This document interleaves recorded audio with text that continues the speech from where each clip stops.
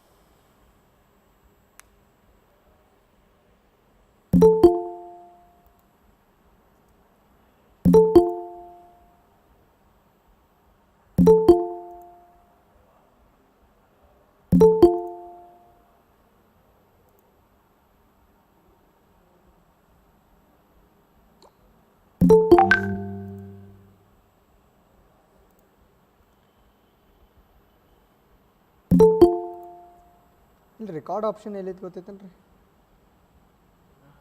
Record ಹಾಂ ಹಾಂ ಏನು ರೀ? ಹಾಂ, ಗೂಗಲ್ ಮೀಟ್ದಾಗ ರೆಕಾರ್ಡ್ ಡೈರೆಕ್ಟ್ ಲೈವ್ ರೆಕಾರ್ಡ್ ಮಾಡೋದು ರೀ.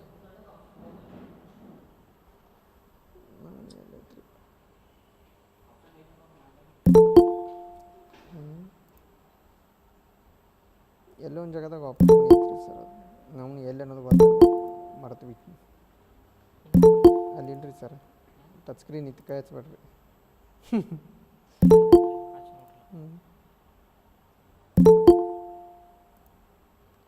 ಬಾಕೆಟ್ ಹುಡುಗರು ಜಾಯ್ನ್ ಆಗತ್ತಪ್ಪ 60 ಆದ್ರಿ.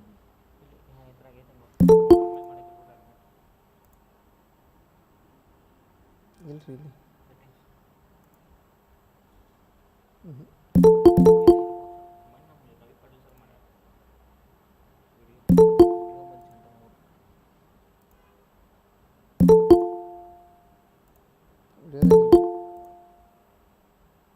Camera on ಮಾಡ್ಲೇನು? ಹ್ಞೂ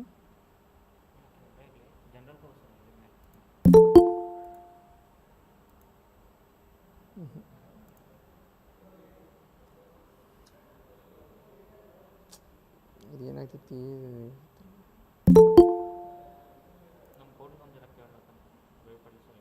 ಪ್ರಮೋದ್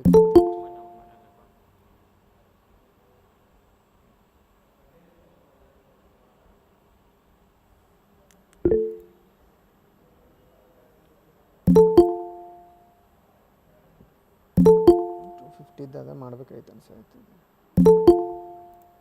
ಲೈವ್ ಅದು ಮಾಡಬಾರ್ದಾಗಿತ್ತು ಅನ್ಸೈತೆ. ಟೆಸ್ಟ್ ಮಾಡ್ಬೇಕಿತ್ತು, ಮಾಡೇನ್ರಿ ನೀವು? ಗೂಗಲ್ ಲೈವ್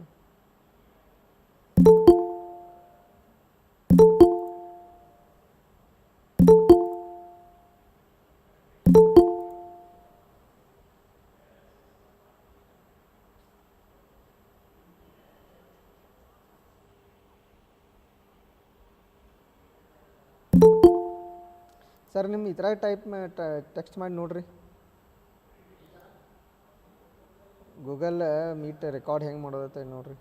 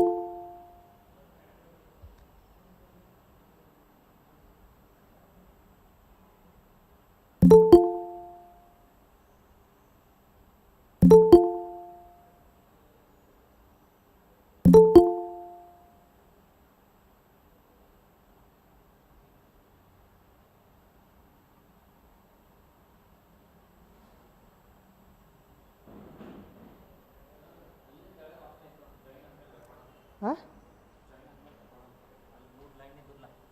ಇಲ್ಲಿ ಹ್ಞೂ ಎಲ್ಲಿತ್ರಿ? ಹ್ಞೂ ನನಗೆ ಲಿಂಕ್ ಕಳಿಸ್ತಾರೆ, ನಾನು ಟ್ರೈ ಮಾಡ್ತೀನಿ. ಬಿಟ್ ಲಿಂಕ್ ಕಳಿಸ್ತಾರೆ, ಹ್ಞೂ ನಾಳೆ ರೆಕಾರ್ಡ್ ಸರ್, ಒಂದು ನಿಮಿಷ.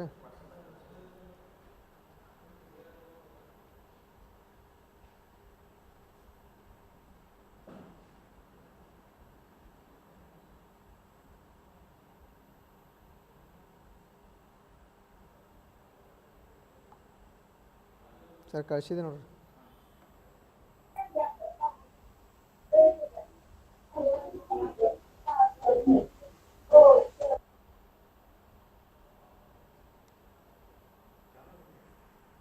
ಏನು?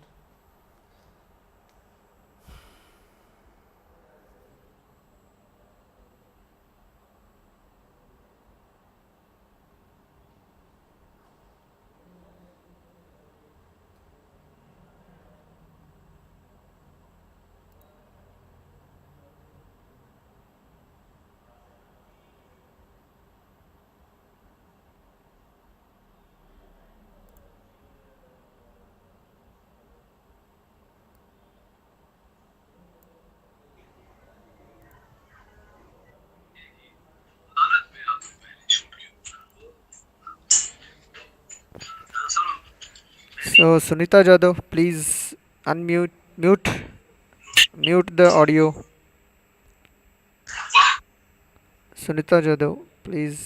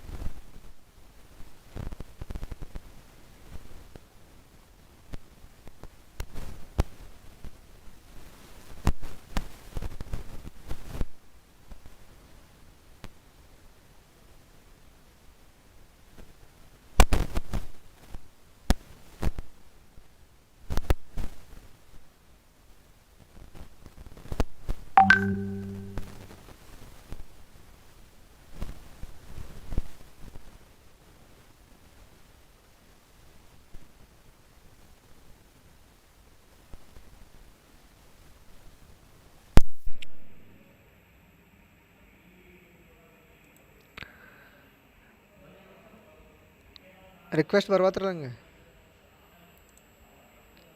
I am not getting request. ಏನಾಯ್ತು ಫುಲ್ಲ?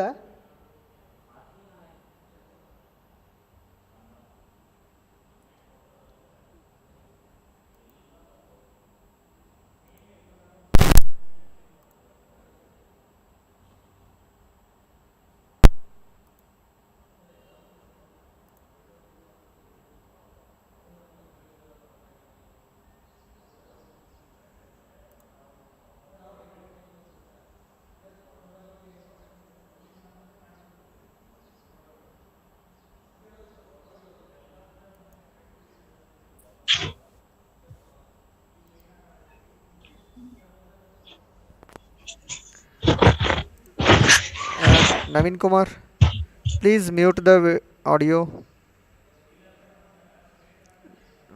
Thank you.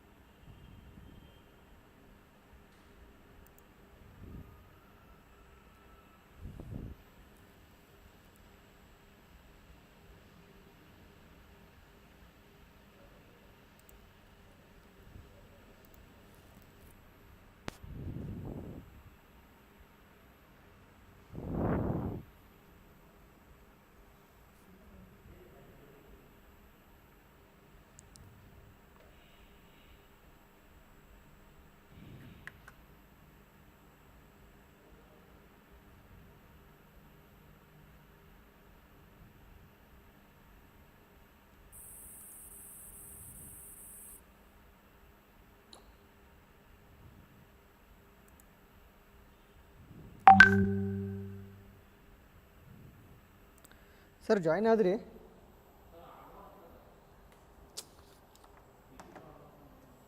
ಹಾಂ,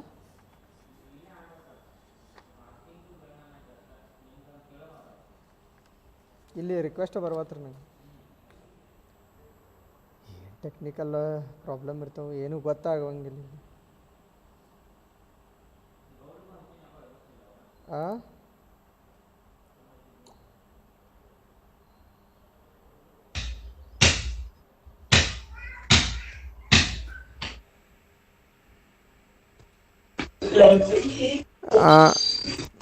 please, those who hello sir, Ravi sir, this is Sachin sir. Sachin? Yeah sir.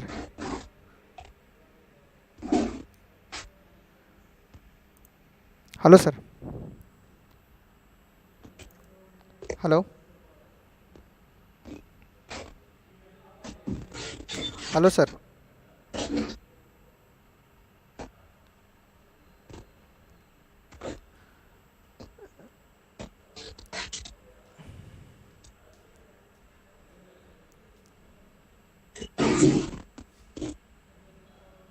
Hello.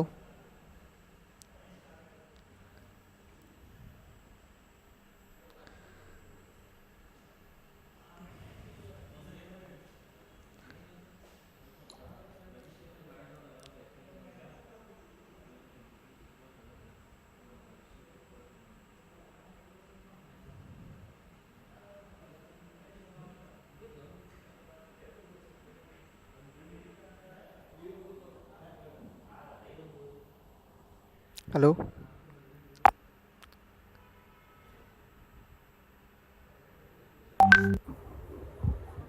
Yes, we can hear you. Yeah sir, thank you.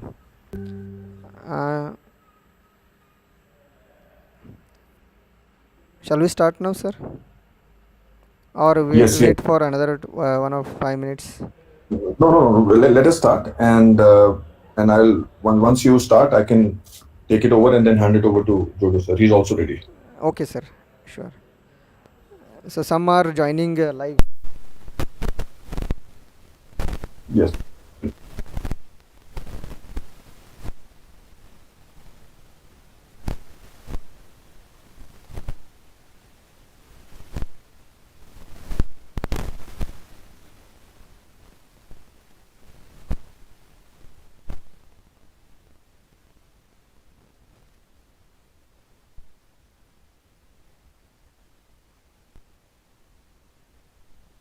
Good morning. Welcome to a webinar on Art of Success for Civil Services, seeking the blessings of Lord Sri Durudundeshwara and Mahaswamiji. I, Professor Sachin Patil, Faculty, Department of Electronics and Communication Engineering, Hirasugara Institute of Technology,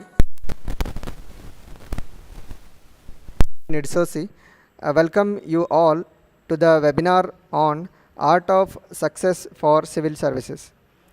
Today's resource person is the founder, executive director of ALS and the CEO ALS IAS. He is also the editor and competition wizards. Sir completed formal education as a mechanical engineer from REC Durgapur. Sir appears in the civil services interview twice. That surely gave him as an incredible exposure of this exam. This equipped him to become the right coach for this exam. On behalf of principal, HOD sir, staff and entire HSIT community, I heartily welcome Mr. Jojo Matthew sir, founder, executive director of ALS Delhi, to this session. Welcome you sir. Thank you so much. At the same time, I welcome Ritesh Onda sir, a CEO of ALS. He is also present in the webinar session. Welcome sir, Ritesh sir. Thank you very much. I welcome our beloved HOD, Dr. Ravi M. Edali sir, to this webinar.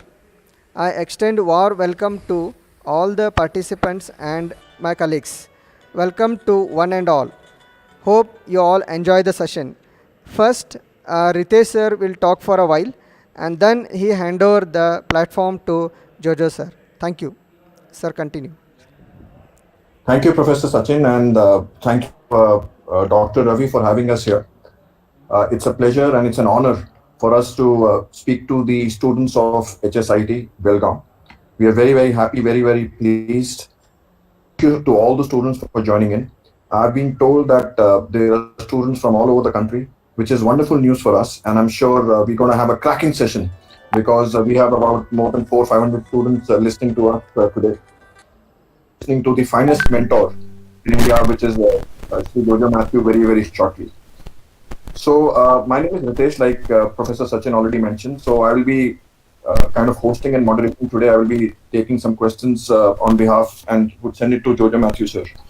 So before Jojo Matthew sir starts, I would like to tell a few things about ALS, and I would also like to try to play a video. I mean, we generally don't do meetings on Google Meet, so today is an experiment for us also. So I'm going to play a short video, but before playing a short video, I want to tell a few things about ALS. So ALS has been in existence since last 25 years now, right? And the good thing is that, like all of you are from all part of the country, even we have our coaching centers and institutes across the country, right from Srinagar to Trivandrum and from Mumbai to Arunachal Pradesh, right? So we have 75 centers across the country where we run our classes, run our batches.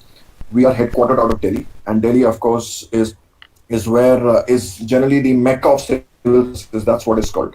The good thing about ALS also is our unprecedented results.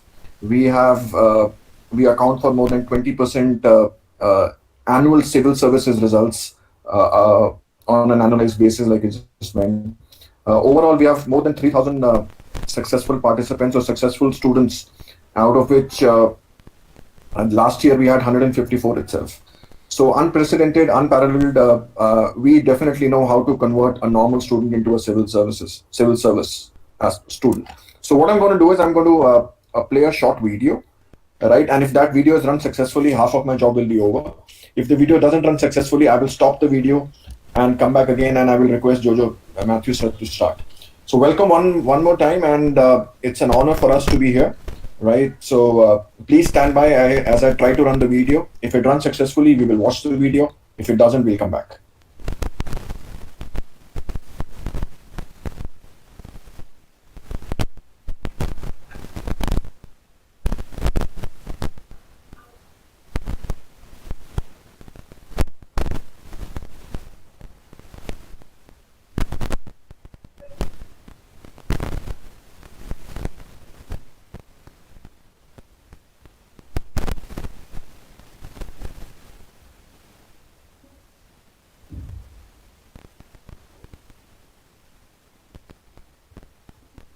A 1992 batch mechanical engineer from NIT Durgapur.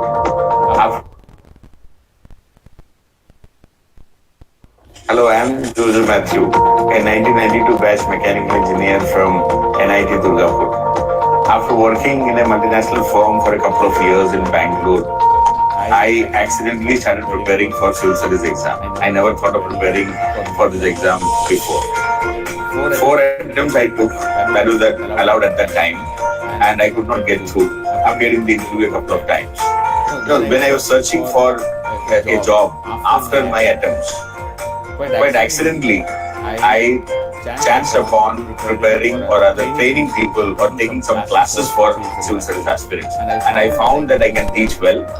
Students appreciate it. That is how I started teaching for civil service exam way back in 1998. I came to Delhi, joined my mentor at that time, Mr. Shang Atom, and that is how I started my classes. In the last 22 years, I trained and taught thousands of students who came to Delhi for preparing for civil service exam. And in the process, almost 3,000 people got through in the Union Public Service exam, and around 5,000 to 6,000 people got through state service exam through our training. It's not that we made somebody IAS, but definitely they could get help from us, and we could help them in making a successful career in civil services. So we consider it as a great achievement because of the hard work great people, but at the same time, we could support them in becoming civil servants. Now, in this effort to take our classes to more and more people and help people in realizing their dreams, we have thought of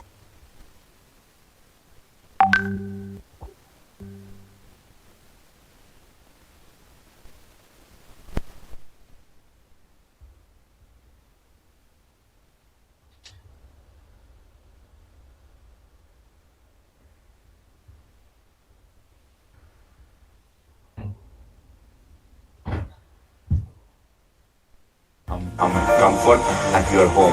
That is what we are looking forward in our online classes.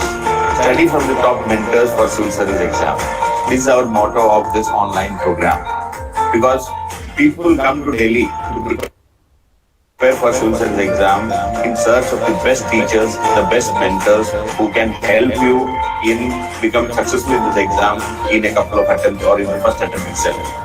Now, we are doing the opposite for you.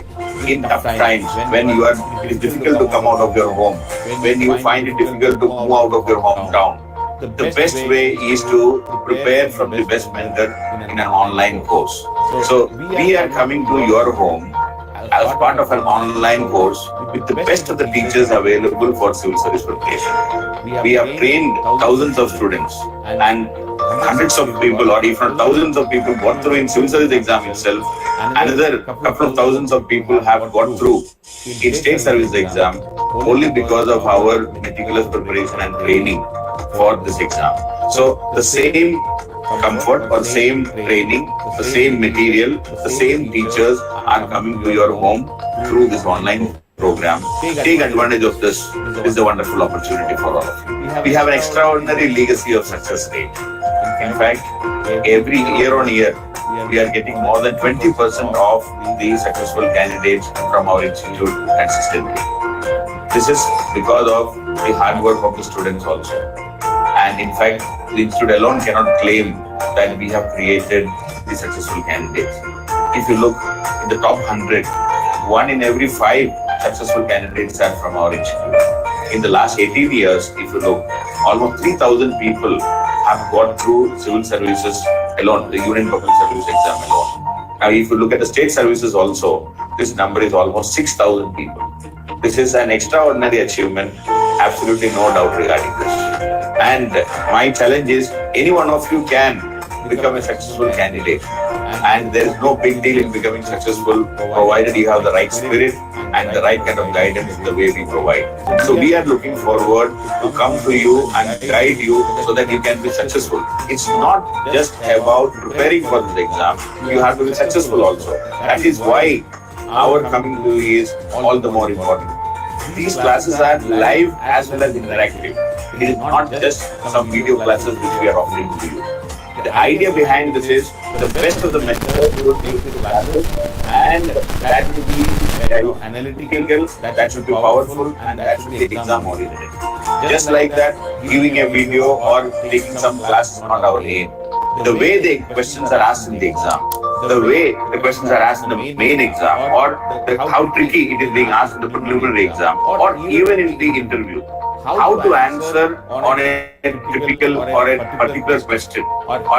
Since we have the experience of going through all the 3 processes, we know what kind of questions are being asked in the interview. We know what are the kind of questions are being asked in the main exam. It's always available in the net also, even the preliminary questions. So we are trying to take these classes to help you in appearing and attempting and clearing all the 3 levels of this exam. It is not just a preliminary coaching program. Many institutes across India, they are focusing only on the preliminary exam. But our focus is to clear this exam till the interview, including interview, so that you should be in the rank list. For that, we have to deal with preliminary exam, we have to deal with main exam, we have to deal with interview. Opinion in the interview is very important. And even opinion in the main exam is very important. That you can create only by listening to some of our ideas and understanding about the various topics. So these classes are not just factual. We are not interested in dishing out some facts and figures from some books. We are interested in getting you the right kind of perspective about a particular issue. a different opinion. You might be listening and watching and reading newspapers and news channels and all, but you may not be able to firm up an opinion on a particular issue. But we are there to help you creating an opinion so that you can use this in the exam and you ultimately get the right kind of marks and get through the exam. It's not just some opinion of our satisfaction, the expected opinion of a civil service aspirant. That kind of information and that kind of opinion, that is what we are trying to help you in inculcating in you. That is how our classes will be totally different from all other classes in the name of civil service exam. So it's a complete package. We are going to complete your syllabus in all aspects. You need not run away and look for material from other sources when it comes to particular topics. Each and every topic will be covered in the best possible manner. So that it's a complete package is there. It is when a particular topic is taken, the preliminary requirements are taken care, the main exam requirements are taken care, and if an opinion is required, that opinion is also given to you, so that you can use this opinion in the main exam as well as in the interview. So many a times I have found that even the best of the teachers are finding it difficult to give an opinion, tell an opinion about a particular issue. To call a spade is not an easy part for many people. They may not even tell you what is the opinion should be there. If you ask them, they will say you can say this way also, that way also. But that is not our kind of program. Our program is we tell what we believe and what is correct and what is right. What you should speak, we will tell that even if it is not so comfortable from the government's perspective, even if it's a criticism of the government, we may be talking about that and telling you the opinion so that you can use this in the exam and in the interview. So ours is a complete package where you will get a solution to all your questions. We have a elaborate set of printed materials for you. We have the best of the classes for you. We have best of the tests for you, so that when you start doing this program, you will feel the satisfaction of doing things the right way and in a complete way. This is a complete program, and you will feel confident of preparing or confident of appearing in this exam because of the completion of the syllabus. And you will feel confident because we have covered for all aspects of this exam. And that is how this program will be different from all other programs, and you will be proud of joining this program in future.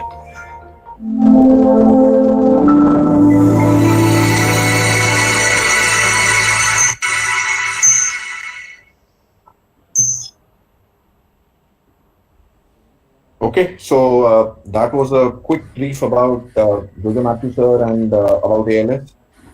So I'm assuming it was a wonderful video. Any times, a number of times I watch it, I always get excited. So this video was also a quick trailer on what's going to happen over the next 1 hour. So I mentioned about the number of centers we have, but I forgot to mention about the number of centers we have in Karnataka. Right, so we've got 5 to 6 centers in Karnataka. We have it in Bangalore at St. Joseph's College. We've got in Mangalore at St. Aloysius College. Right, we've got in Mysore, Dharwad, as well as Kalaburgi. We operate out of Karnataka as well. Anyways, we'll share such information after the session. So without wasting much time, I would like to go to Jose Matthew sir.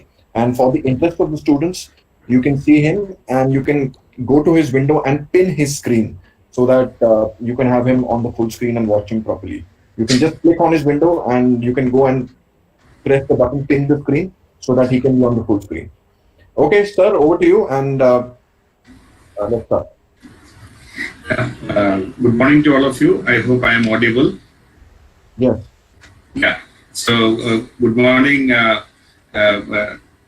Professor Sachin, Dr. Ravi, and all teachers and the students of the college. First of all, in this is a discussion on how to prepare and how to be successful in civil service exam.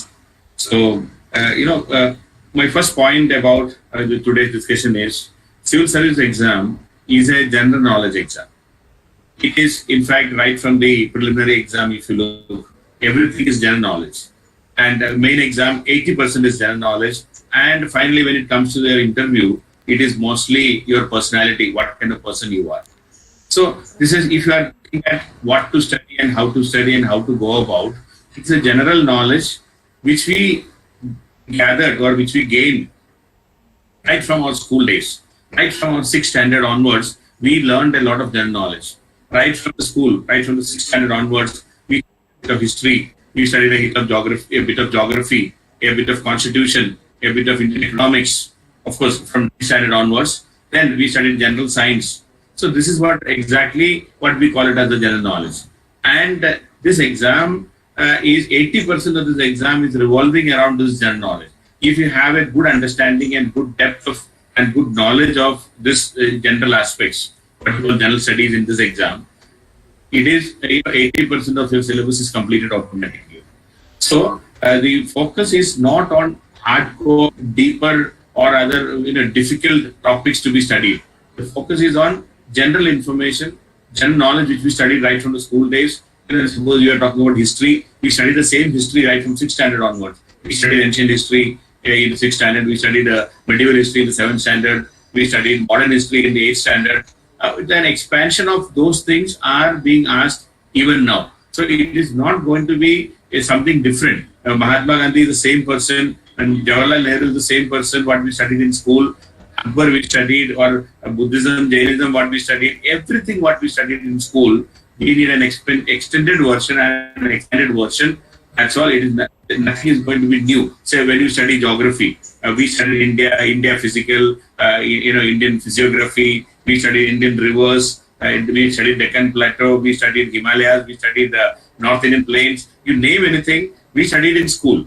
The only thing right now is we might have forgotten because of it is not required right now. Our education system is such that whatever we study in a particular year, we are supposed to forget and move to the next year. And that is how our education system, we are not supposed to keep anything in our brain. So, but here, when it comes to the civil service exam, bring it back and we need to memorize and utilize it. So, the first point I'm trying to make you is, the syllabus and the exam requirement is very simple. There is no difficulty in the syllabus. There is no difficulty in what is supposed to be studied.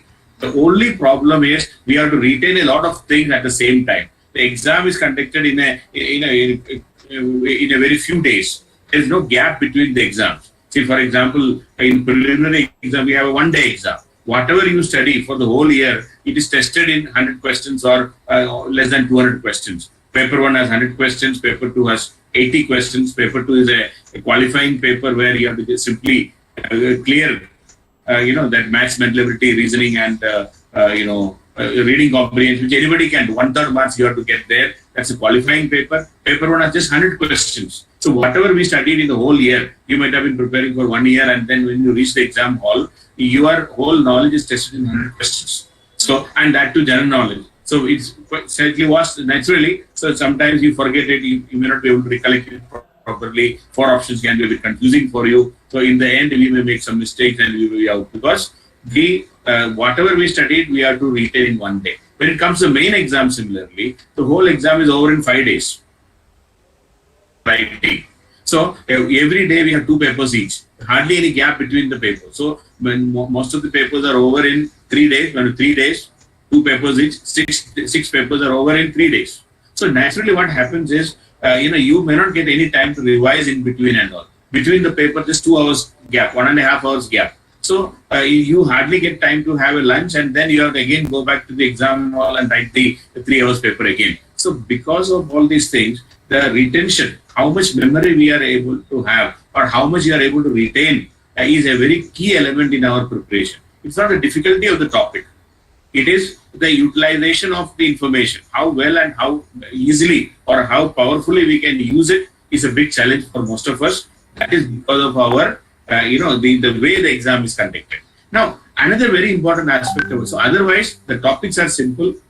There is no difficulty in understanding any topic. Anybody can understand, anybody can retain, provided you know that this is what is going to be asked. But many a times, since it's so vast, you study the whole history and finally 3 or 4 questions will come in the exam. And if you're not studied those 3-4 questions, everything is lost in this exam. That is a big problem in this exam. But otherwise, the topics are simple, the syllabus is simple. That is the first thing I wanted to say. The second point I would like to remind you is, this exam attracts the best of the people, best of the brains in this country. The good students, those who are comparatively good in studies, are generally those who prepare for the exam. It is not many a times, the lower average people may not be even thinking of preparing for the exam. If you are an average student and if you are slightly above average, then such people always think of preparing for the exam. So across India, you go to any college, wherever it is, whether it is Srinagar, whether it is Kanyakumari, whether it is Itanagar, in every college you will find some people who are preparing for the exam. Normally, the best of the people, the best of the students, the best of the the brains in that college are preparing. So if you look that way, the competition is among some of the brightest of the students across India.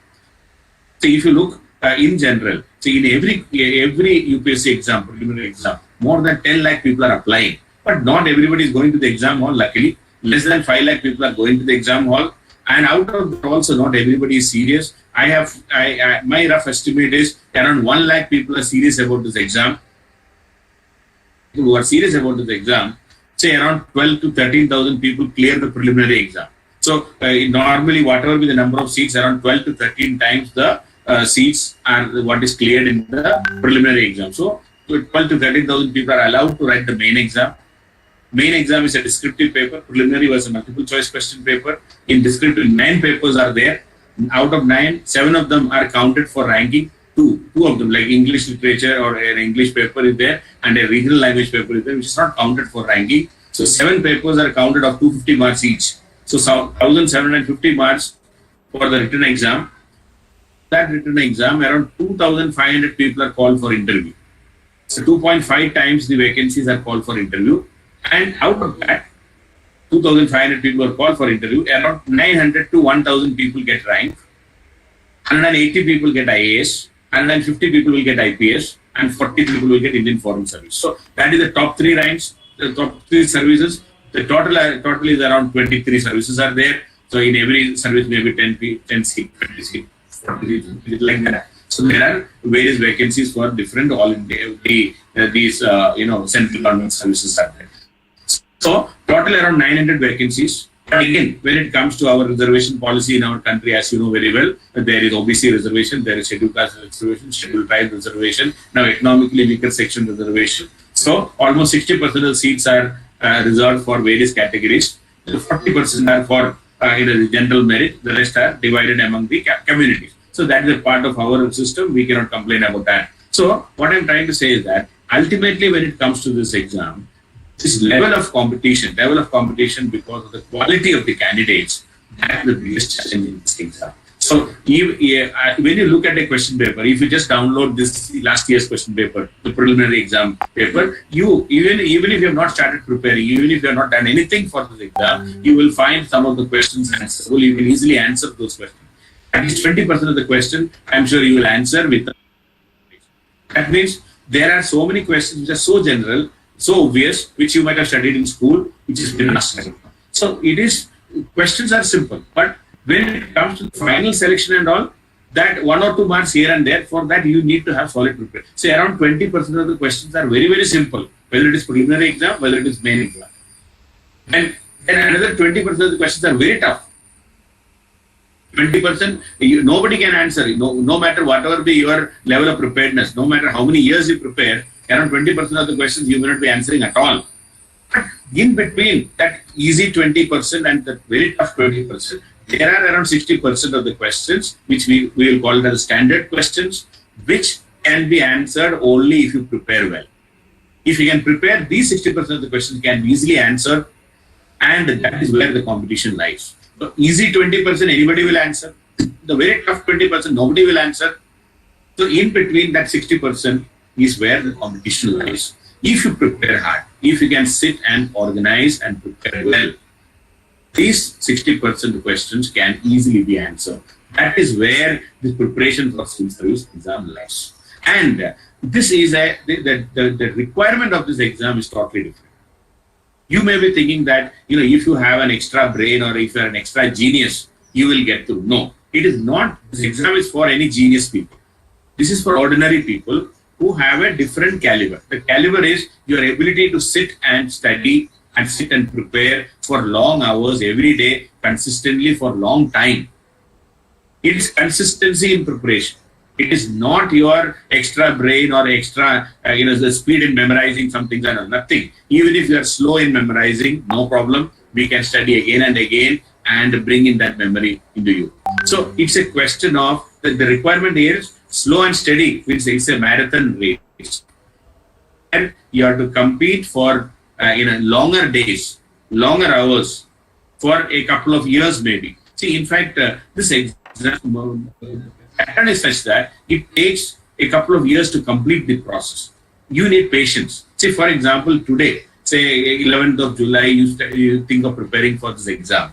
Now, your next available opportunity, the first available opportunity to appear in this exam, that is 2021, June or July will be the preliminary exam. So 1 year is there just to reach the preliminary stage.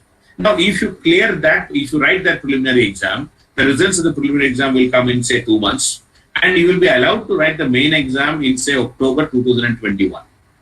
Now, if you write that exam, main exam, you have to wait for the results till January 2022.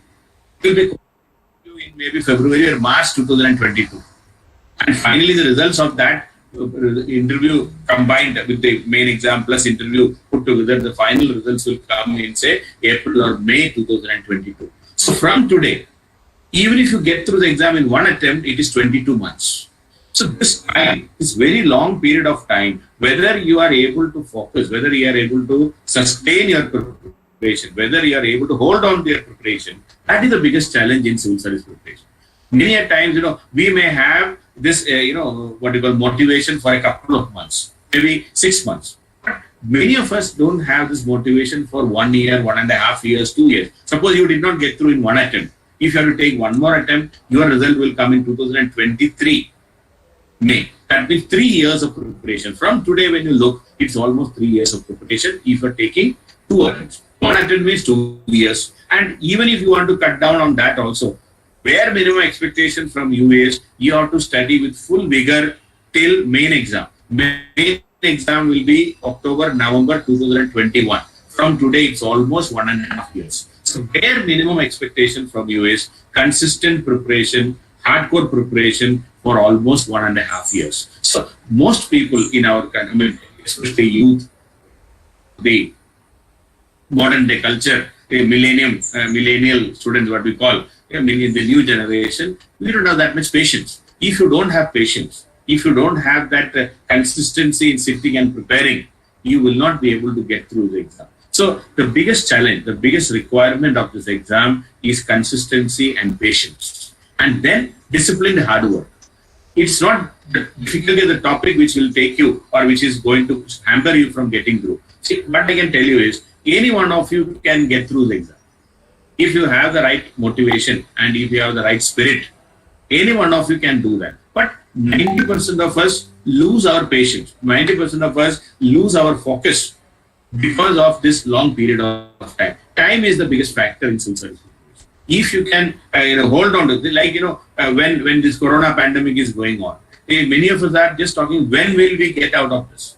Only those who are able to, those who are patient, those who are able to withstand this kind of a pressure, only those who are able to fight it out will survive. Any business, any activity, anyone who survives, those who are going to, or those who are going to come out victorious are those people who are willing to utilize this time effectively and stay positive and continue our fight. So something like that. See, any state also, even a country, you have seen some of the best of the countries in the world has failed miserably in handling this corona pandemic.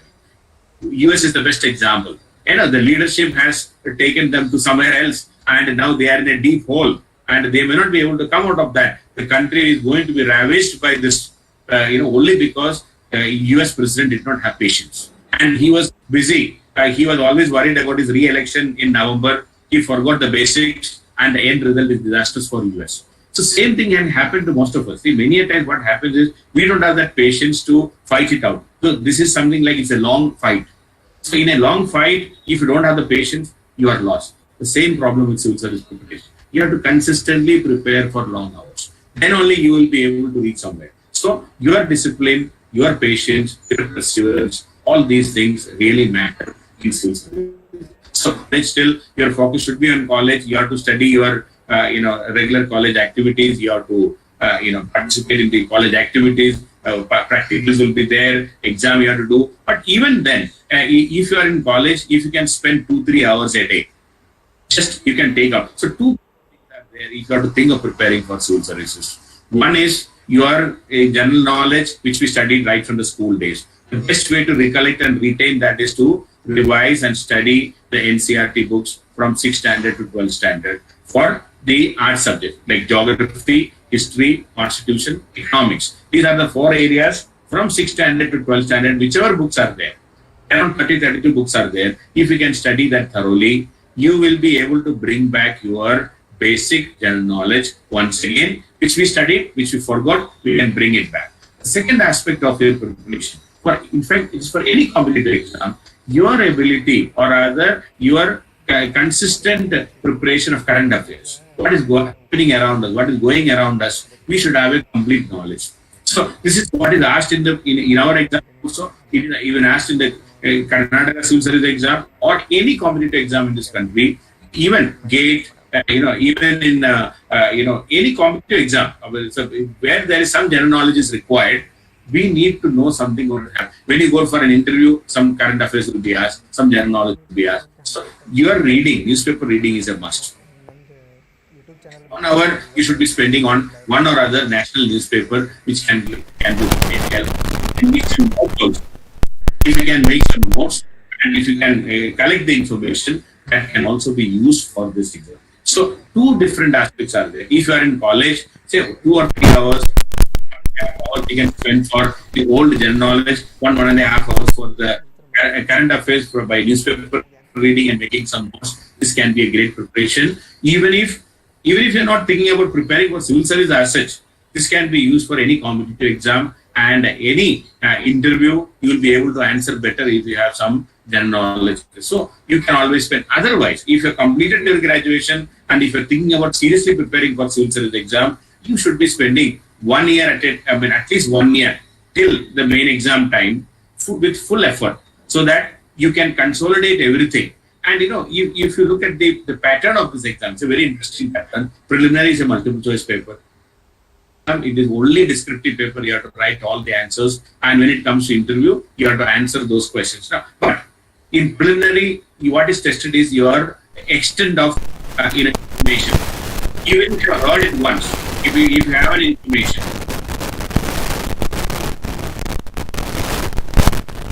even if that information, even if you don't remember everything properly, if you can just recollect by seeing the 4 options, we can manage it. But when it comes to main exam, the focus is everything has to be written from your knowledge. So what you have to do is that whatever you read and underline and maybe make notes, you have to revise again and again, so that you have to convert that information into 100% knowledge.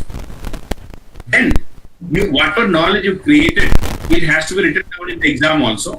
So we need writing practice. So your writing ability is very important in the main exam. But when it comes to the interview, it is your personality. Interview is a personality. What kind of person you are?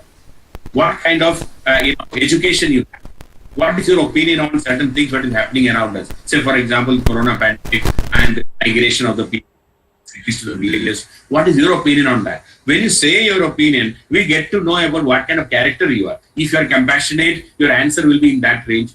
Then if you are an indifferent person, you may say that what can we do? Corona, we do not make it. So the people are bound to suffer. We cannot do anything. No government can support. This can also be an opinion. But by hearing your opinion, we will come to know what kind of person you are. Whether you are a compassionate person, whether you are an honest person, whether you are telling lies, whether you are arrogant. So all these basic, traits of your character will get exposed in the interview. And based on that character, based on that, we judge you as a person whether you are fit enough to be civil servant or not. So this interview, even though it is only for 275 marks, it is not a test of English. It is a test of your character, what kind of person you are. And this interview carries almost 20% of weightage in the final ranking. Because if you look at any successful candidate, if you look at the marks obtained by him out of the total marks from the written plus interview, almost 20% of his total marks obtained. So interview plays a very crucial role. But for that, you cannot improve your interview skills by, improving your English. That is your character, basic traits. You can inculcate some good habits in you. That can be your character. In good habits like, what do you call it, discipline, hard work, honesty, not to tell lies, maybe, not to be arrogant. So there are so many good characters which you can think, or you can always think about what kind of a officer you want to see. Suppose you imagine a new officer, a new assistant collector is appointed in your district.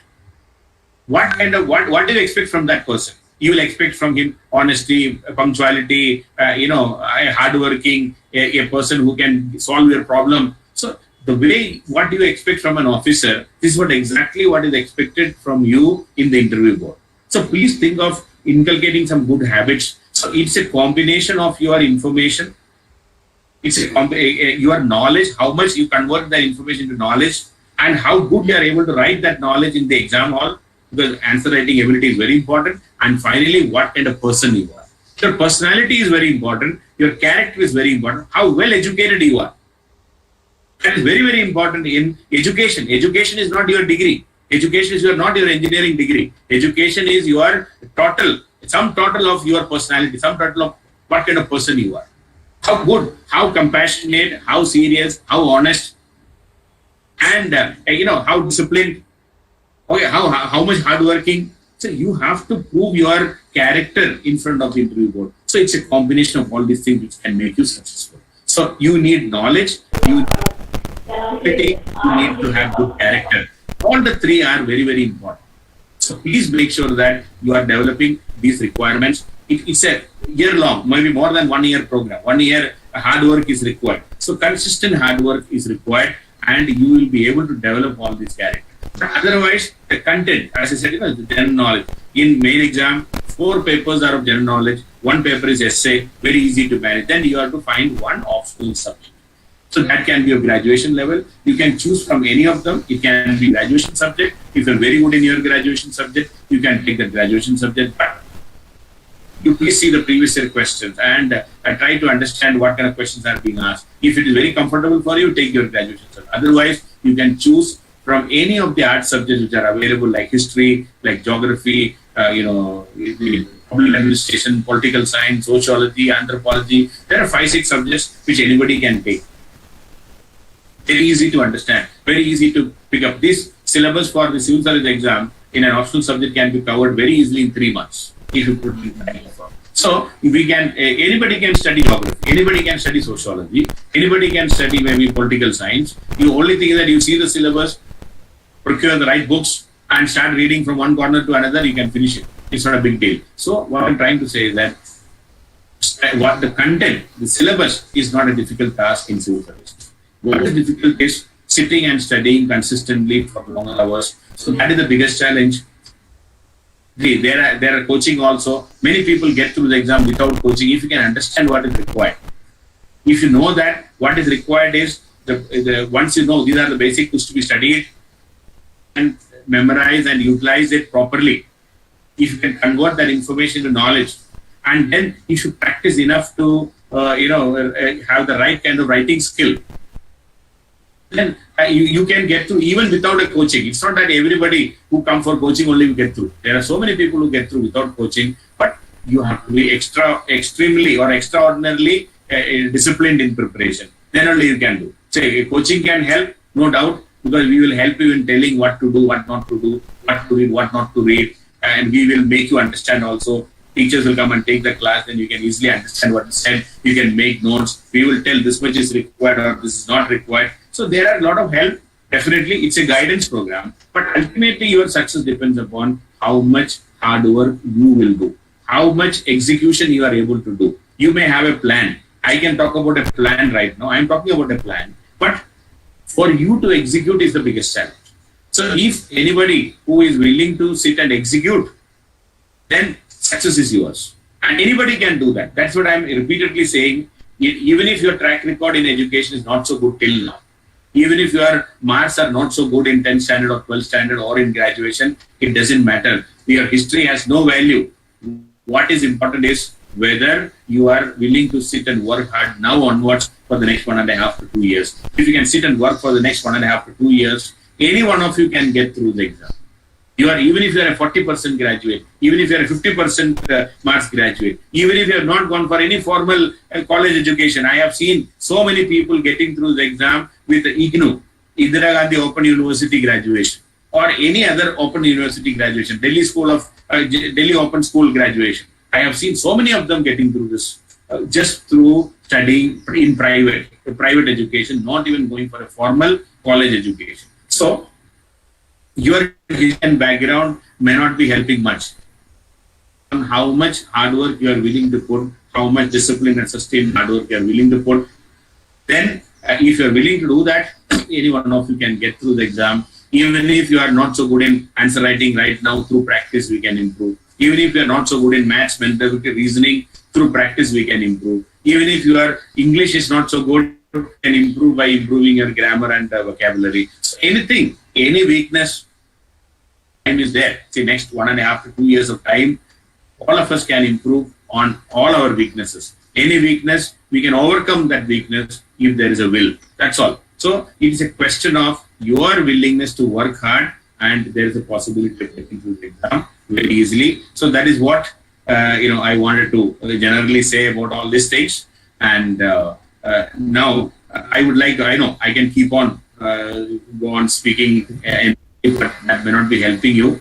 I would like to pick up questions also, whatever specific questions you have about civil service preparation or anything. So if I don't know, I will tell I don't know, but otherwise generally I will be able to answer, because I am doing this for the last 20 years. My only work is that, as I was mentioning, as the sir also mentioned, so I have appeared in the interview twice. I could not get through. So that is the biggest qualification I'm talking right now, because not getting through, I understood what is required right now. So that's why I'm able to guide people, and I'm able to help people in getting through the exam very easily, provided you have the will and your dedication to prepare for the exam. So I can answer most of your questions, most of your doubts related to civil service preparation. I can give an honest answer. I will not misguide you. That is the only promise I can give to you, because it's the simple things are required to get through the exam. It is not a complex thing. So that's all from my side as an opening remark.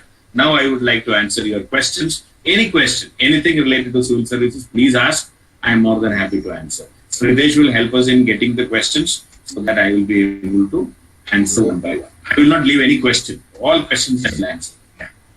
All right, sure. Thank you, sir. I think thank you for the initial speech.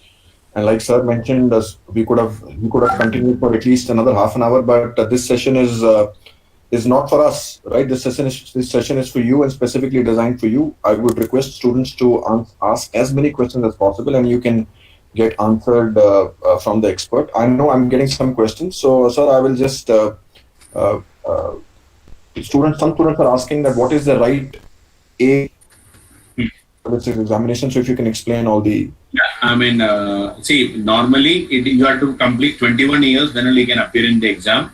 So as on 1st of August in that particular year, you should have completed 21 years. Then only you can appear in the preliminary exam. And the upper age limit is 32 years for general category, and you have 6 attempts, 35 years for OBC, and you have 9 attempts, and 37 years for scheduled caste and scheduled tribe. Then you have no specific number of attempts. From 21 to 37 you can appear. So that is as the number of attempts are concerned. Okay. So maximum age limit for OBC is 35, general category is 32, and scheduled caste and scheduled tribe is 37. And the 6 attempts for general category, 9 attempts for OBC, and no specific number of attempts till 37 for scheduled caste and scheduled tribe. So that is the number of attempts. Okay, Anupama is asking, can you suggest some standard books apart from NCERT? See, NCERT is almost 50% of the syllabus. So don't underestimate NCERT. It's the base and it's a foundation. And 6th standard to 12th standard, around 30 plus books are there. If you're studying it thoroughly and repeatedly revising it, you have completed almost 50% of the syllabus. Other than that, you should be thinking about maybe one subject each, one book each for, say, polity. You will be looking into D.D. Basu. Economics may be Mishra Puri, history may be Bipin Chandra. Like that, one book each you can always consider. You can also search in the internet. So many successful candidates talked about the books. You please identify one book each, and the rest of the things are all current related. Whatever current affairs happen, you should be able to have a good understanding of that. And so NCRT plus current affairs, if you study thoroughly, it is coming to almost 80%, and another 20% extra requirement. That is what normally we talk about in the class. So rather than thinking about new books and extra books, NCRT with full seriousness in the next couple of months, that can be the best strategy. And then current affairs. So if NCRT plus current affairs is more than 80% of the syllabus is complete. The next question is, sir, what are the things we need to read in the newspaper from the point of UPSC, and how do we make notes? Yeah. See, first of all, my suggestion is, if you are a beginner, you please download this syllabus first, especially the main exam syllabus for general studies. My request is, you 2-3 pages only. That syllabus is just 3 pages.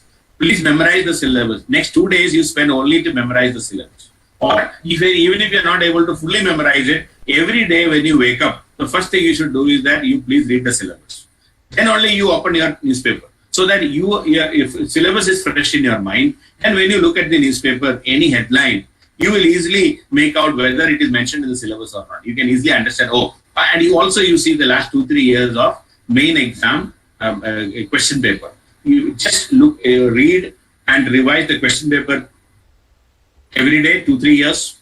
Syllabus, you memorize it, and then open the newspaper. You will be able to make out, this is part of the syllabus, this is not part of the syllabus. This has been asked last year, this can be asked again. So like this, you will get to know. And you identify at least one topic a day from the newspaper, either from the front page or from the editorial page. Underline, write down the important points according to you. You please note down, and then you memorize it. See, writing notes alone is not sufficient. You have to write down, and the notes has to be revised again and again so that you can answer. See, normally a 150 word or a 250 word question will be asked. 150 word question means 5 or 6 sentences you have to write.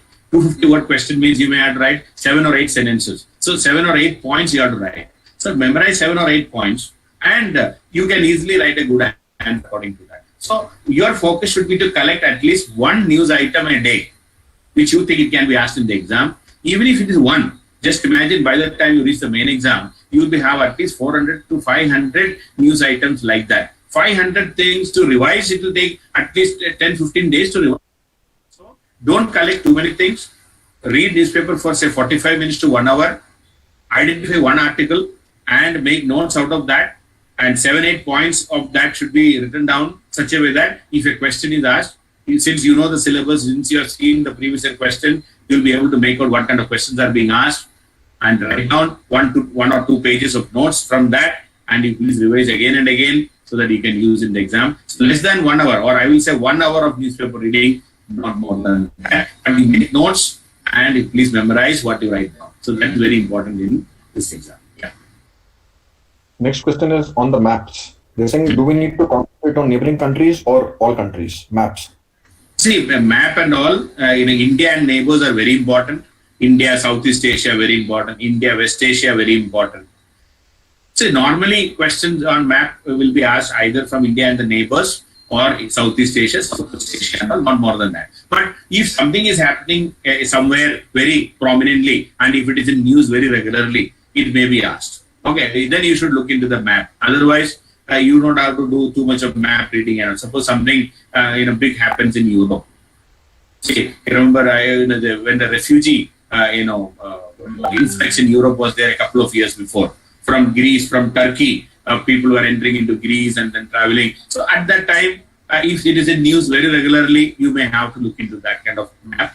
Otherwise, you need not spend. But generally what I'm saying is that if you're reading an international news, please look into the atlas also to find out where is it happening. You see the size of the country, shape of the country, the boundary and all. So like that, link to the news which is coming in the newspaper. Otherwise, no need to do map reading separately.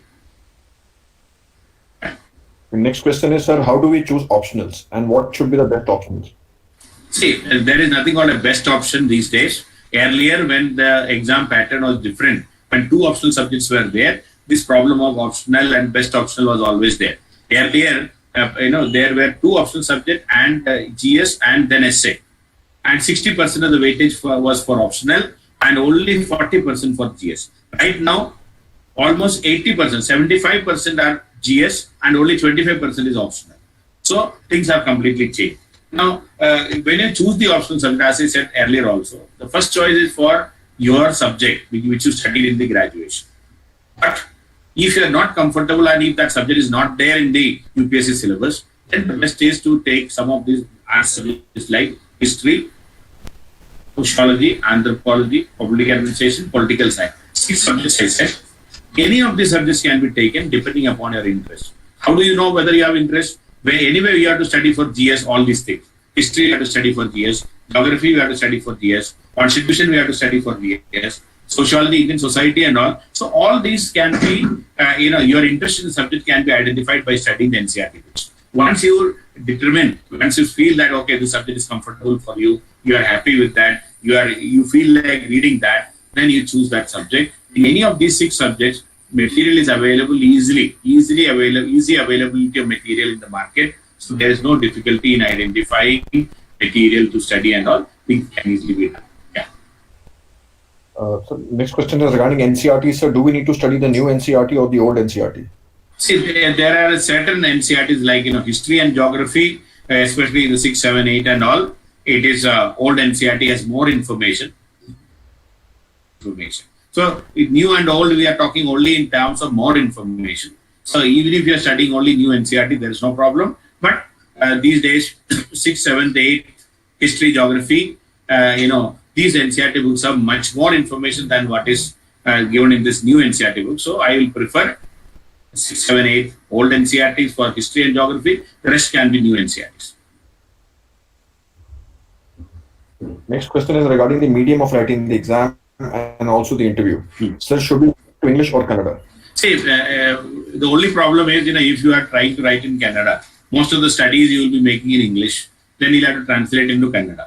Then when the answer sheet reaches the UPSC, UPSC will appoint a translator to translate it again back to English and then evaluate. So the problem is, too many translation means transmission loss will be high.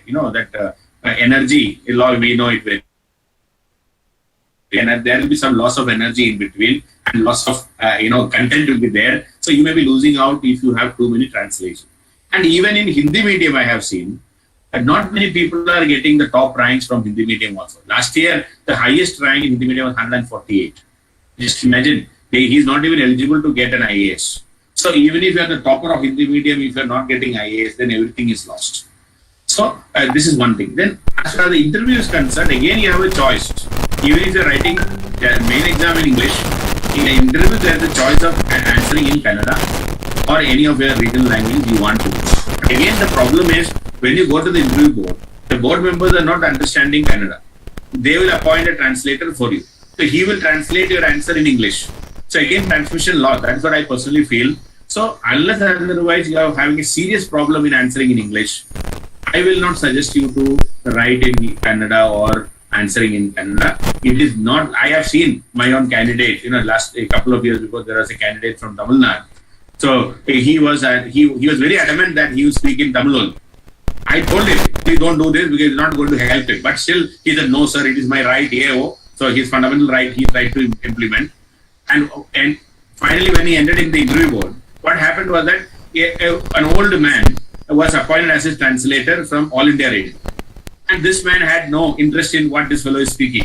So you going to the interview board at the age of 20, 22 or 23 and a 60-year-old man sitting and translating your emotions.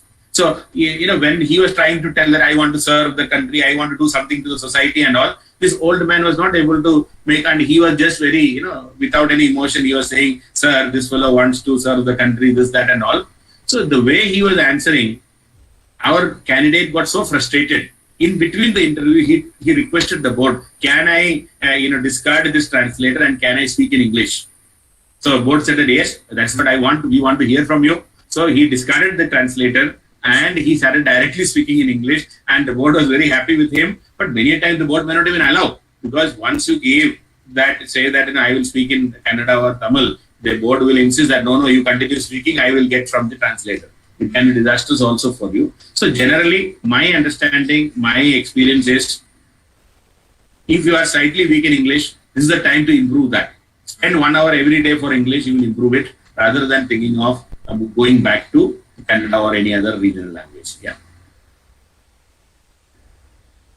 Okay, so next question is, sir, by Priya. Priya is saying, sir, it is generally advised to study at least 8 to 10 hours by the people who crack the UPSC. Is it true or?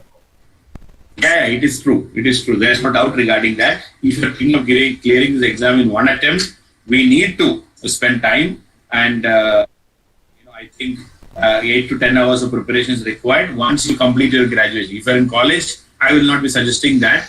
During college time, 3 to 4 hours if we can spend for this, it's a good attempt. But after the college is over, at least 1 year full-fledged preparation should be there. If you're working, then it will be a long, hard work, because you have to work also, then you have to study also. Even then, 4 to 5 hours of hard work is required every day outside your working hours. So it is going to be a very, very tough thing for a working people. But otherwise, 8 to 10 hours of hard work is required, because we have to study general studies, we have to read newspaper, we have to study NCRT, we have to study your optional subject, we have to have answer writing practice, we have to solve questions, we have to practice maths, mental ability reading. So many things we have to do. 5, 6 things we have to do every day. So even if you spend 1 hour each or 1.5 hours each, it is 8 to 10 hours. So time is there. I mean, you need to spend time, no doubt regarding this. And Utkarsha is saying, and there are similar questions like this. Sir, we are still under graduation, second year, computer science. Can I start studying for civil services? And what should be our first step? Yeah. These are for undergraduates. So for undergraduates, the best thing is, that's what I'm saying. First thing is, your graduation should be done properly. You cannot come out of the graduation and say, I was preparing for civil service at that time, so my marks are very less, or I am a poor candidate. So that is a poor reflection of your character. So you have to ensure that you are getting good marks in your graduation and try to become the topper of the university. That is the best thing to happen, so that you can tell the board that, Dekho, I was a very serious candidate. Whatever work I get, I do very seriously. Then along with that, again, engineering and all, I mean, I'm also an engineer, so I know how much time you have to spend on a daily basis to get a good marks in engineering. But so you can easily devote 3 to 4 hours of your time curricular activities, that is civil service preparation. Newspaper reading, say 1.5 hours. Maths, mental ability, reasoning practice can be there, because even though you are an engineer, the kind of questions which are going to ask in any competitive exam is simple math, banking type and all. So you need practice. You please practice that. And the third thing is your NCRT. 6 to 12th NCRT, you have to read, revise, underline, memorize. So if you can do that during your second year, third year and all, so that you can have a good solid foundation. And then newspaper reading and current affairs will continue. You can think about, even picking up a course like our online course and all at that time, depending upon which year you are. And you can start studying that maybe the third year or from the fourth year onwards, so that it can also go through parallelly. So, then after the graduation is over, I still believe that you need 1 year of solid preparation. But if along with the graduation, 2-3 years you studied well, and if you completed the syllabus, then you can take the first attempt immediately after the graduation in that year itself. So that option is there. But at least 3 to 4 hours if you can spend every day for this in current affairs, in newspaper reading, in some answer writing practice, and maybe solving multiple choice questions, that can be great help for an undergraduate student. Okay, and just to add what the sir mentioned, we are also having our graduation civil services program as well, where right after first year you can enroll with us, and it is running in many colleges and through our Delhi office. And basically, the course is from 2 in the afternoon to 4 or 5 in the evening, so that we do not interfere with your graduation. So you can save a couple of years, and by the time you are 21 years of age, which is the minimum age to write the examination UPSC, that is, you can be a graduate as well as thing, and you can just go and sit in the exam. And if luck is on your side, God is blessing you, and destiny is on your side, you can be a civil servant at the age of 24, 25, which we are now increasingly experiencing amongst most of our students at ALS. So hopefully, Utkarsh and Shreyash, that answers the question. Okay, next question is from Pooja, and Pooja is asking, sir, in defense or any other government sector, is he eligible to appear for civil service? Yes, you can. In fact, short service commission people, they get a 5-year relaxation also. If you are joining as a short service commission officer, there is even age relaxation for such people. Yeah. Okay. Any person can appear. Yes. Priya is asking, sir, is there any trick or personal way to keep everything in our memory firmly? That's not trick. Your repeated revision. Repeated revision is the key. You have to, in anything you study, you have to revise at least 5 to 6 times before you reach the exam. That is the challenge in the civil service preparation. Repeated revision. Suppose NCERT books, you complete one round, again go back. Even the 6th class NCERT, 7th class NCERT, you have to revise it again and again 5-6 times. Then only memory will be there. Otherwise, you will forget. Nobody can memorize everything in one reading. Some of the students are asking, sir, can you tell us about the Karnataka State Service exam and how different it is from the main exam? You see, it is almost the same. The syllabus is by and large the same. Only difference is you have some additional questions to be answered from the Karnataka history, Karnataka geography, like that. Otherwise, 90% of the syllabus is same. And if you look at the people who are getting through this Karnataka Civil Service exam, 95% of the people are those who appeared in Civil Service exam, main exam. They were very serious. Somehow they could not get through there. Such people are getting through in Karnataka PCS. This is not only in Karnataka, whether it is Maharashtra, whether it is any PCS exam. The people who appear and seriously studied for UPSC are those who get through in the state PCS exam. So you please make sure that your civil service preparation will be useful for your state PCS exam also automatically. And if you cannot get through, if you fail to get through here, the chance of you getting through the state service exam is very, very high. That is the advantage of UPSC preparation. Okay, next question is from Tulsi, and Tulsi is asking, sir, any particular news articles and where can we get these exact content from? Normally, what is published in Hindu newspaper, Indian Express newspaper, both are considered to be very good. So you can subscribe to the Hindu or Indian Express, which is more than sufficient, and the content. And again, when you look at the syllabus, you will understand the way it is written in the Hindu, the way the analysis is there in Hindu newspaper can be of great help for you. So Hindu can be your newspaper for civil service exam. Next question is, how can we improve our English and writing skills? See, handwriting you have to practice. These days there are so many handwriting courses are also available in the market. Maybe 1,000 rupees and you can improve your handwriting for a week's time. So there are everywhere it is there. So please look into that and please practice and ensure that you are improving your handwriting.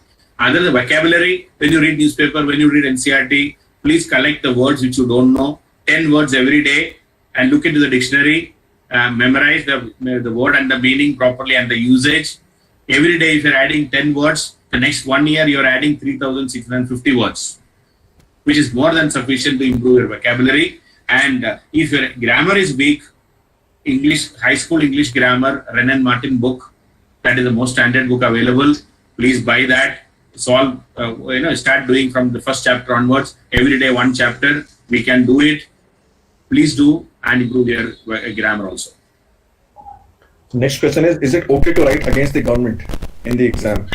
Yeah, if the question demands, if the question asks you to, and especially in interview, you will get so many questions like that. But in the main exam also, you will get critically evaluate the demonetization policy or the demonetization which was done by the Prime Minister Modi government 2-3 years before. See, when you have to critically evaluate, if the question is that, you have to evaluate, you have to tell what happened to that. Then we will be telling that, none of the objectives prescribed or set by Prime Minister on that fateful day at 8 p.m. or rather none of the objectives are fulfilled. Then you should say there is a lot of suffering for the poor people and the small scale industry got completely destroyed. The farmers got suffered. The daily wage workers could not do anything. Farmers lost their produce because they were not able to get the money because the notes were banned. So you have a series of opinion and series of analysis of this in the newspaper and in websites and everywhere. So if the question is critically evaluated, then you have to criticize and you will be criticizing and tell that yes, the intention might have been good. The intention was to eliminate black money from the country, but unfortunately it ended up with a lot of hardship for the poor people and the middle class and the people who are daily wage workers and all. So it was a big blow to their survival. So we have to tell that. So if the question is demanding, if the question is not demanding, don't criticize. But you will get so many questions which are critical of the government because the question paper is set not by the government officials. It is done by academicians. It is done by professors of reputed universities. And they know Jawaharlal Nehru University or Delhi University or any university for that matter, the professors of good repute are setting up the paper. So naturally, you will get critical questions. You won't believe last year in the main exam paper, 3 questions were only on secularism. When we know that how to talk about secularism also about in our country right now, 3 questions were related to secularism and multiculturalism in India. That means either when so much of attack on secularism was going on, so much of attack on multiculturalism was going on, when mob lynching was going on, beef eaters were killed and this and that and all, only by suspecting that people are, having what you call possessing beef, and they were even lynched in many parts of the country. When these issues were going on, 3 questions related to multiculturalism and secularism was asked. So these questions are not set by the government officials. These questions are not set by politicians. Questions are set by, academicians. So you should expect questions critical of the government. In fact, if you read the notification of the main exam, it very clearly mentioned that candidates are expected to take a stand on, multiple socio or conflicting socio-economic issues of the country. Conflicting socio-economic issues of the country, candidates are expected to take a stand on that. That means your opinion is very crucial on such stand. And you should be able to tell. See, suppose, the migrant laborers walking back to villages. What is your stand? What is your opinion? You have to tell. If you say everything was very good, what the government said is final. See, according to the government, no migrant laborer was walking initially. They even gave an affidavit in the Supreme Court. But when you are asked what is your opinion, you should say, despite all the government effort, millions of people had to walk. And it was a blot on our economy, blot on our democracy. It was a failure of our system, the entire system, whether it is the central government system or the state government system. So we may have to tell that if the question demands that. So you read the question carefully and use your opinion based on that question. So if the question demands criticism, we will criticize. We are allowed to criticize because the government is not checking the paper, academicians are checking the paper. Okay. Speaking of secularism, the government has advised CBSE to reduce the syllabus and remove certain topics as well, including secularism. So let's keep the controversy aside. Chetna wants to ask, sir, I want to know what happens once we clear the interview. See, immediately after, once you clear the interview, if you are there in the rank list, you will be, a appointment letter will come, and depending upon the rank, a service will be allotted, and you are already, even before getting the rank, when you fill the form itself, in the main exam time, you will be asked to fill the preference of the services which you are to get, and depending upon the rank and the preference of the service you are given, a rank will be allotted, or a service will be allotted to you, and based on the service, you will be called for training. Normally, 2-year training will be there. Then you will get the final posting. So you as a IAS, IPS, and IFS and all, you will continue as a probationer for 2 years. Then final appointment will come. But at least when you are got the appointment, salary will start. As a probationer, you will get the salary. So in training, normally you will not fail. You will not be allowed to fail in training. Once you get the appointment, you are an officer. You do not worry about pass and fail subsequently. Even if you are not so serious about the training, still you will succeed. You will get through, and you will get an appointment. Okay. One last question is on the CSAT. They're saying, is it only class 10th level maths, or exactly what, sir? Please can you explain CSAT? CSAT is much lower than even 10th standard. It is only 8th standard level maths, and a clerical exam maths, basically even lower than that. So you please buy any guide in the market, like especially R.S. Agarwal, maths, mental ability, or reasoning books are available. A lot of competitive books are available in the market. So please buy and start doing that. It is very, very, if you're an engineer, it's a very low level maths, 8th standard level. So, but practice is required. Only because you have an engineering degree, you will not be able to solve those questions. Because we might not be doing it after 8th standard or 9th standard. So please look into that. Please practice. Anybody can practice. Anybody can solve it. But some good practice can help you in solving those questions very easily. And it is a must. So So please buy a couple of, or even if you don't want to do that, in the internet itself, thousands of guides are there, or other free coaching is also there in the internet on this match management reasoning. Please utilize that. SSC or banking coaching, that's the best thing you can do. Yeah. Okay. And CS is asking, sir, once the interview is over, what about the cadre allocation? Yeah, cadre allocation is again, you will be given preference.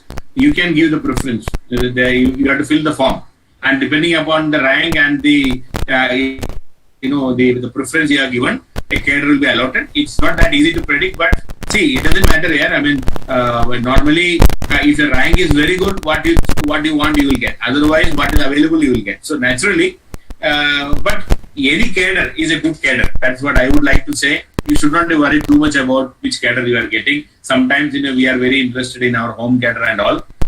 If you are getting home cadre, it is very good. But home cadre is only 1/3. Okay, suppose 3 vacancies are there in your state. Only 1 seat is reserved for insider. 2 seats are for outsider. That is how these all India services are designed. So the chance of you getting home cadre is very less. In a very high rank, and that too, there are enough vacancies from your state. So many a times, despite getting the first rank also, you may end up in some other cadre only. But my personal feeling is, whether it is your cadre or your outside state cadre, any cadre is a good cadre, because that is the kind of power and facilities of IAS, IPS and all. So you should not worry about cadre at all. Cadre is a secondary thing, it's a small thing. And if you think cadre is a big thing, that's a big problem for you. I feel cadre thing should be the last thing should come to your mind. Your only worry should be get through it. Okay, I think that's pretty much it. Any further questions? Anyone?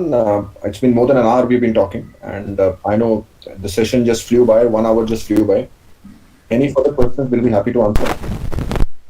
And still, in case you're typing questions, I will just use this opportunity to also mention that in case you are planning to explore civil services coaching, right, which is through ALS, you can contact anybody at your nearest ALS center. You can go to Google and search. I already mentioned we have 5-6 centers in Karnataka. We are headquartered out of Delhi. If you are in any other state, whether it is Maharashtra or the Union Territory of J&K now, it's not a state. So we have a center, because yesterday I was told by Professor Sachin as well as Dr. Ravi that there are students from all over the country, so we are available everywhere. So in case you want to explore, our online program is there. You can download our app. I was just about to say that, right? That I know every day we are hearing sad news about Corona, right? That Corona is just not relenting, right? And if you would have read the newspaper this morning, which I assume you would have, right? 27,506 cases today. Right? Every day is a new peak. And unfortunately, in Karnataka, which we thought earlier, the whole country has to follow the Karnataka model. And yesterday, the Honorable Chief Minister has made a statement that of Karnataka, that is that the Corona is out of control now. And 2,500 cases yesterday, with 1,700 cases in Bengaluru. Right? So while all this is bad news, and God knows when will colleges start or when will education institutes start. But the good news about civil services at ALS is that we are starting our classes online through our app and portal.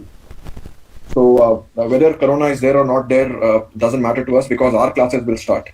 And we are starting on July 28th, and which is just around the corner. Like Sir mentioned in his opening speech, that time is of the essence, right? In case you are planning to appear for 2021 or for the,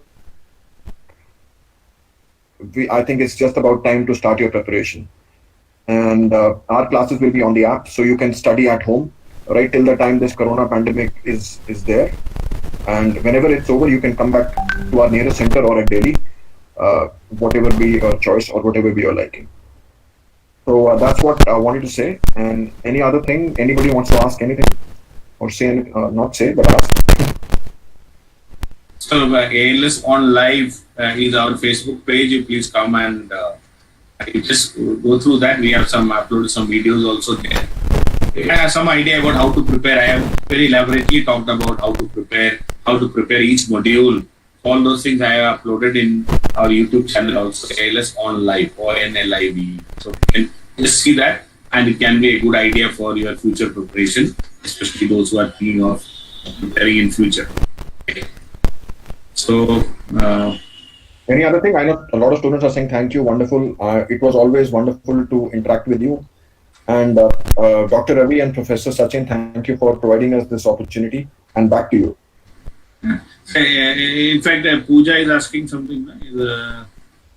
Sir, if we clear the exam and get some rank and we get some foreign post, but we are not satisfied with that, we want to be IAS. I don't think you'll be able to do that. If you get IFS, now you cannot come back to IAS. You cannot. So you have to decide beforehand itself whether you want IFS or not. In your preference, when you give the preference itself, you have to tell that. Okay. So anyway, so Professor Sachin, back to you.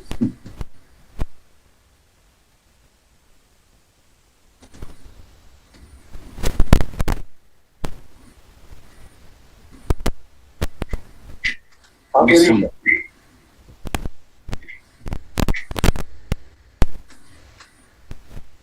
Professor Sachin, sorry to disturb you. You can't hear you. Okay. No, please tell again, sir. Yeah. Okay. Good afternoon. It is a time to offer a vote of thanks. First and foremost, I, on behalf of the entire HI community, express a deep sense of gratitude towards the management and principal of our esteemed institution for their kind support and encouragement towards this webinar on Art of Success for Civil Services. On behalf of Principal Sir and entire HSIT community, I wholeheartedly thank Mr. Jojo Matthews, ALS Delhi, for sharing the information. Thank you, sir. Thank you. Thank you. At the same time, I take opportunity to thank Ritesh Honda, sir, for guiding. Thank you, sir. I take the opportunity to thank our beloved HOD, Dr. Ravi M. Edali, for his encouragement, guidance, and continuous support. Thank you, sir. I sincerely thank all the participants for their active participation and their patience listening. Last but not the least, I thank all my colleagues for helping me out in this process of conducting this webinar. Expect the same in near future. Thank you one and all. By this,